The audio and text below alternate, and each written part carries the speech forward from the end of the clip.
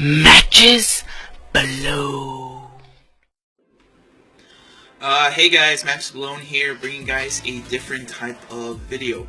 So, we're always getting DC Comics related news, whether that's comic books or cartoons or video games, whatever it might be. We're always getting news, and I try to do my best to bring you guys that news. That's why I created the desktop videos where I'll talk about certain articles and trying to give you guys my 2 cents on it all.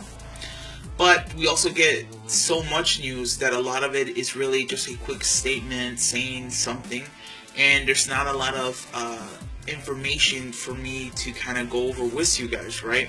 So I wanted to make some type of video where I could still discuss the topic at hand, but show something outside of just articles and information, right? Because unfortunately there's not always some available. So I decided to record video game gameplay and put that on the screen. Now, I'm not the best gamer in the world. I'm just in so-so. It's a pastime for me.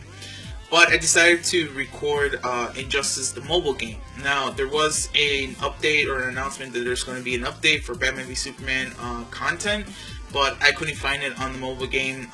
So right now I'm only showcasing Green Lantern, Nightwing, and Sinestro. But if I ever figure out how to get that Batman v Superman stuff, I will show it to you guys as well. But the reason I chose this kind of Green Lantern team is because what I want to talk to you guys today is news that we might not be able to see Green Lantern until Justice League Part 2. So, in Entertainment Weekly, they brought up an article talking about how Batman v Superman is kind of map out the bigger universe, right? And in there, the producer of Batman v Superman and Justice League, Charles Roven, I believe, he said that we might not be able to see Green Lantern until Justice League Part 2. He said that, each character deserves their own undivided attention, and between Batman v Superman and the other movies leading up to Justice League, they're already going to introduce a lot of characters that they don't want to kind of overstuff their, what they can do. And so I understand that, and I think that's a really great approach. The problem kind of was the approach that DC is taking instead of Marvel, is that they are throwing a lot of characters in one movie and hoping to explain them as the universe grows. Now, he said Justice League Part 2 because he said that Justice League is still going to flush out a lot of these characters, and that a lot of these characters are still not going to have their individual movies, right? So, if I remember correctly, this year, 2016, we'll get Batman v Superman and Suicide Squad. The following year, 2017, we should be getting Wonder Woman and Justice League Part 1. 2018, we should be getting The Flash and Aquaman. And then 2019, we should be getting Justice League Part 2, and I believe Cyborg. And after that, I think 2020 is when we will get a Green Lantern movie and I want to say a Shazam. I'm not really sure because I think Shazam is part of New Line Cinema and separate. I'm not 100% sure on this. And it really that is just a rough outline, right? All of this could fluctuate and change. Obviously, they still haven't told us when we're going to get another solo Superman movie or a solo Batman movie. We don't know if Suicide Squad is going to get a sequel. Where would that fit in? So everything could shift and change depending on how well or how poorly a movie is received. But I just think that right now, the outline they've made is up to 2020, right? And that's about 4 years since we're starting off in 2016. And I think to have to wait 3 years until we finally see a Green Lantern on the big screen, and have that Green Lantern only somewhat exist for about 2 years, right? Because the thing is with these 4 years is that we don't know when there's going to be a reboot, right? We don't know if at the end of all these individual movies, are they going to continue? Are the actors going to leave? Are they going to have to reset this world again and have new actors portray these characters?